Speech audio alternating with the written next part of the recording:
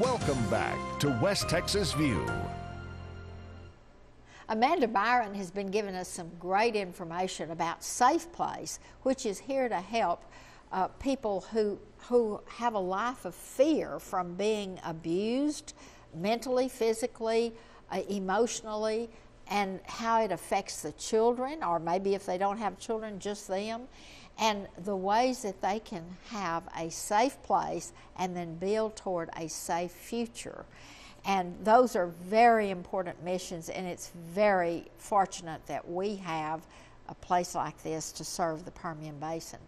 And I'd like for you to start off this segment by giving us some of the statistics. How many people are we talking about who are abused in our area or who are served in our area? Well, last year in 2013, Safe Place served nearly 600 women and children in shelter. That's just in shelter. We served over 1,000 in non-shelter situations. So they stayed in their homes, but they were beginning to understand. Or they found a safe place somewhere else. Sometimes they'll find a safe place with family or friends, and then they'll use our counseling and our advocacy services. So over 1,000 women and children received services that were not shelter. So we're talking about almost 2,000 people. Yes. And that boggles the mind of a lot of innocent people who say, man, I can't believe there's that many people being abused. And that's just the tip of the iceberg of the people that need your services and don't know where to come. And that's the purpose of a program like this. And you pointed out a great point. You know, that is the tip of the iceberg. There's still a lot of stigma associated with reporting family violence, because a lot of people feel like they shouldn't be involved in family personal business. They're embarrassed, or what did I do wrong? Exactly. There's a lot of stigma still surrounding it. So we just want people to know that you know, there's no shame in getting help, and that there's so many more instances of family violence that are not being reported. And so even though we've helped 2,000 people last year, there's still many more that need to be helped, and we want those people to know that we're here, we're private, we will keep your safety in mind 100%. And we just want you to get and help. a lot of privacy too. Yes, ma'am, absolutely. Everything is private. You know, just like the hospital, HIPAA, you know, we try to keep all the information records, private. Everything. We don't let anybody know you're there. I mean, it is very serious. And I'd like for you to talk a little bit about how you're funded. I mean, because what you're doing is not cheap. It isn't. And who does it? You're not the only one there working there. It is.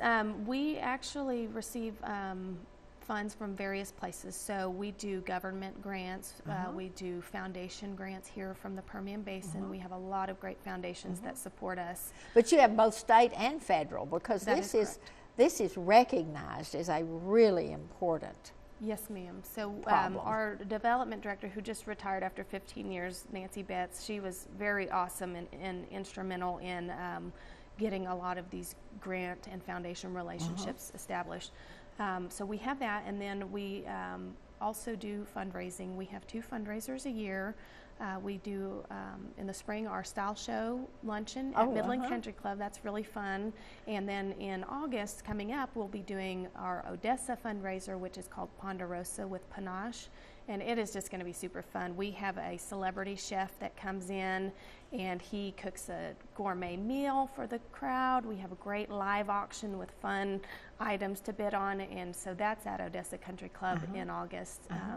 And that is just, I think we actually still have some tables left, a couple. Good. If anybody's interested in that. But and that's coming up when? August 26th. 26th. Tuesday, August 26th at the Odessa Country Club. And the chef is Kent Rathbun. Y'all should look him up. He's really nice and great food. So those are our 2 main fundraisers. So we want people to sponsor, we want people to come, and we want people to donate. Donate, yes. If you can't come, we'll be happily take a But donation. you also have trained volunteers, and I know that your volunteers are very trained. Yes, ma'am. They are not just, oh, well, I'll bop up there and do some newsletters. You've really got them trained in counseling aspects. We have to, our volunteers don't really do counseling, but we do have to have training with them to emphasize that safety is of utmost importance, privacy, those kinds of things. But we have a variety of volunteers. For instance, we have a lady who comes and does yoga with our clients, and you might think, well, that's kind of weird, but it really is very therapeutic for the women who wouldn't have access to these kinds of things because they cost money to do.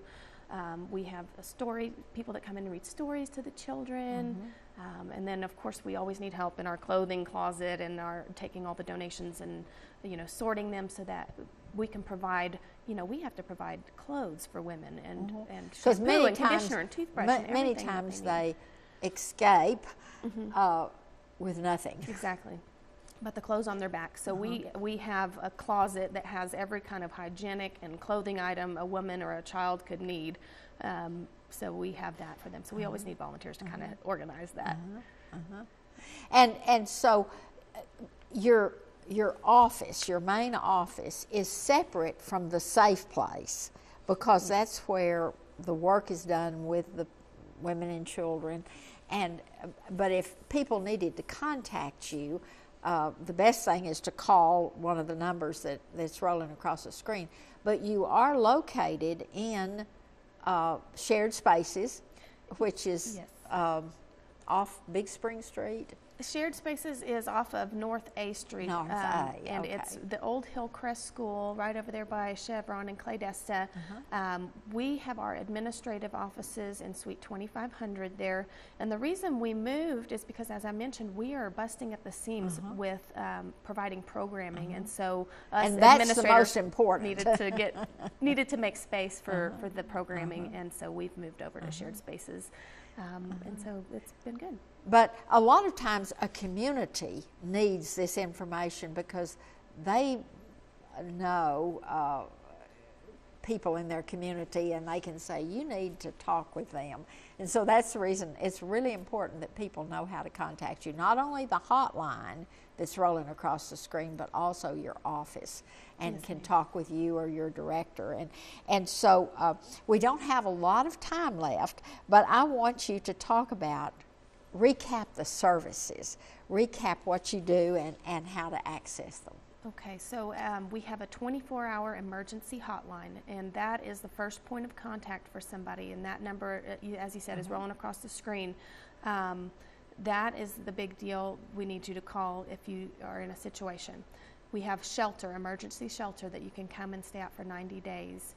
We have counseling for women by a professional licensed counselor. We have advocates who will help you get jobs, food assistance, housing assistance, any kind of legal help that you might need for your situation. We also provide a community information and referrals for them. If we don't provide something, we'll connect them with other orgs that do. We do a children's program. That is one thing I haven't really talked about, but the children need counseling and they need play therapy and they need to learn to be kids with their moms. So we provided something for the whole. Because you cannot understand how something like this affects the little children. This has been a wonderful program. We're so grateful to Amanda for coming and sharing with us. Be sure and contact one of the numbers or contact me and I'll give you more information. We'll see you next Sunday with another program. Thanks for joining us today. Thanks for joining us for News West 9's West Texas View with Johnny Lou Avery.